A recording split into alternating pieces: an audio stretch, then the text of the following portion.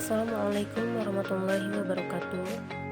Perkenalkan, nama saya Titin Supriyatini dengan nomor induk mahasiswa 4082100021, mahasiswa Prodi Pendidikan Bahasa, Sastra Indonesia dan Daerah, Fakultas Keguruan dan Ilmu Pendidikan, Universitas Matlaul Anwar Banten. Tujuan saya dalam membuat video ini yaitu untuk memenuhi tugas mata kuliah evaluasi pembelajaran bahasa Indonesia dengan menjelaskan materi mengenai memahami alat evaluasi tes menulis. Nah, langsung saja kita bahas apa sih yang dimaksud dengan keterampilan menulis. Keterampilan menulis adalah salah satu keterampilan berbahasa yang produktif dan eksprensif yang digunakan untuk berkomunikasi secara tidak langsung dan tidak secara tatap muka dengan pihak lain.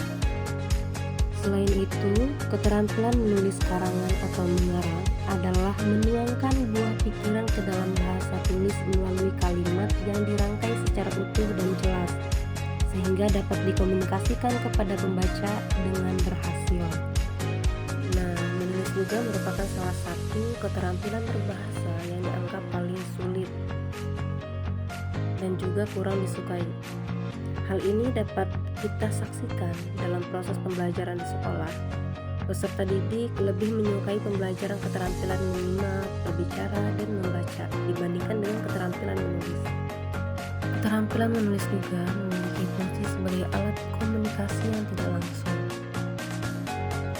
Menulis juga sangat penting bagi pendidikan untuk memudahkan para pelajar berpikir secara kritis.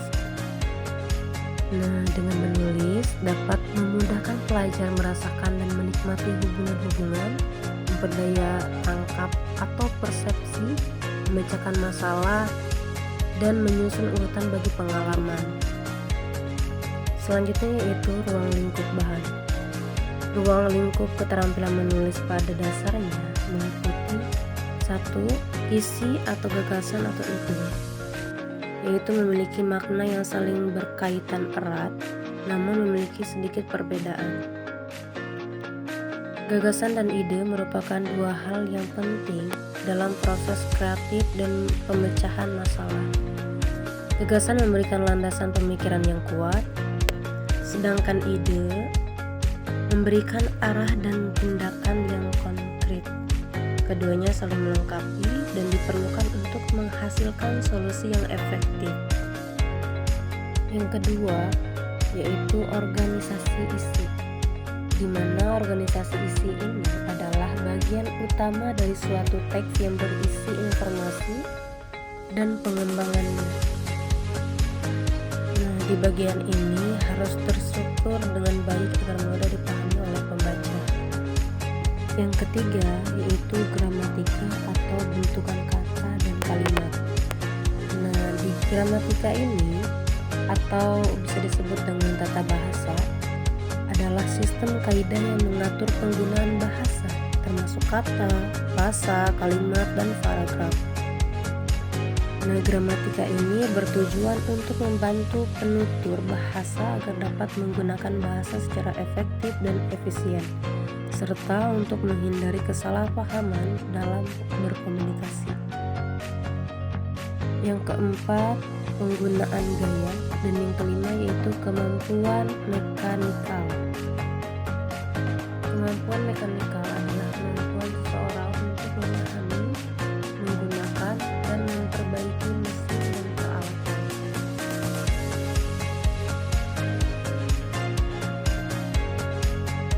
Selanjutnya yaitu persiapan tes menulis.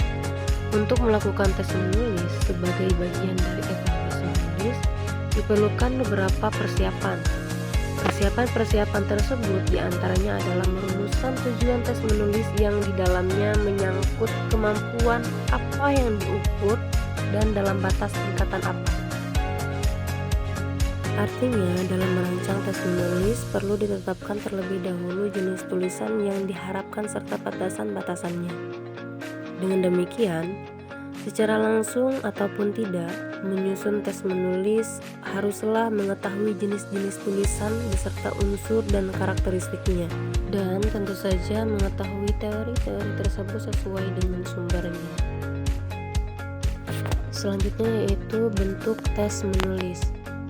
Menurut Nurgiantoro, tahun 2009, halaman 298 sampai dengan 305, mengemukakan setidaknya ada 7 bentuk tugas menulis. Di antaranya yaitu 1.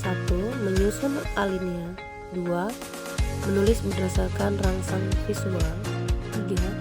Menulis berdasarkan rangsang suara, 4. Menulis dengan rangsang buku, 5. Menulis laporan, 6. Menulis surat, 7. Menulis berdasarkan tema tertentu. Nah, langsung saja kita bahas satu persatu mengenai bentuk tes menulis. Yang pertama yaitu menyusun alinea. Alinea atau paragraf merupakan bagian penting dalam sebuah teks. Alinea yang baik tersusun secara terstruktur dan koheren, sehingga mudah dipahami oleh pembaca. Yang kedua yaitu menulis berdasarkan rangsang visual. Nah, menulis berdasarkan rangsang visual ini adalah proses menciptakan teks yang terinspirasi oleh gambar, foto, atau video. Nah, jenis video ini yang berupa teks deskripsi, teks cerita, teks puisi, dan lain sebagainya.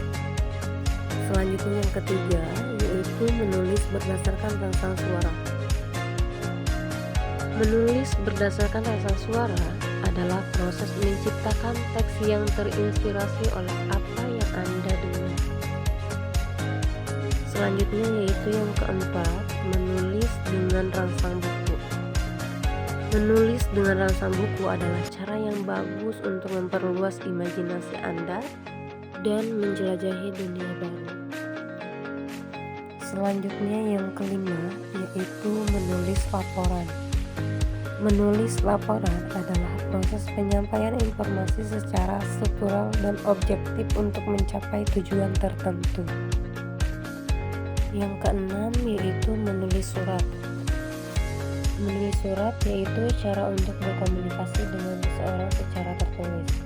Surat dapat digunakan untuk berbagai keperluan, yaitu seperti menyampaikan informasi, membangun hubungan, baik hubungan teman, keluarga, dan kolega.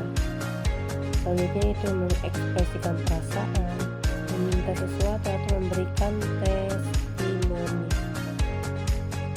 Yang ketujuh yaitu menulis berdasarkan tema tertentu. Yang dimaksud dengan menulis berdasarkan tema tertentu adalah cara yang bagus untuk mengeksplorasi ide-ide baru, meningkatkan keterampilan menulis, dan menghasilkan tulisan yang menarik dan informatif.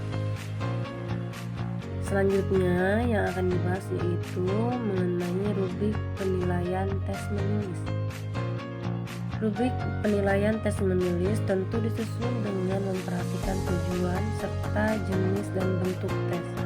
Hanya saja setiap rubrik penilaian menulis idealnya terdiri atas 4 aspek yang dinilai, yakni aspek isi, organisasi atau struktur isi, bahasa, serta mekanik. Jadi pada setiap aspek tentu disesuaikan dengan karakteristik tulisan serta kompetensi yang dibutuhkan. Penyampaian materi sudah batas akhir. Saya ucapkan mohon maaf apabila dalam penyampaian materi banyak kekeliruan dan kesalahan. Mungkin hanya itu yang dapat saya sampaikan. Saya Titin Supriyatini izin undur diri. Kesalahan hanya milik saya, kebenaran hanya milik Allah Subhanahu wa taala. Hadanallahu wa iyyakum ila siratal mustaqim. Wassalamualaikum warahmatullahi wabarakatuh.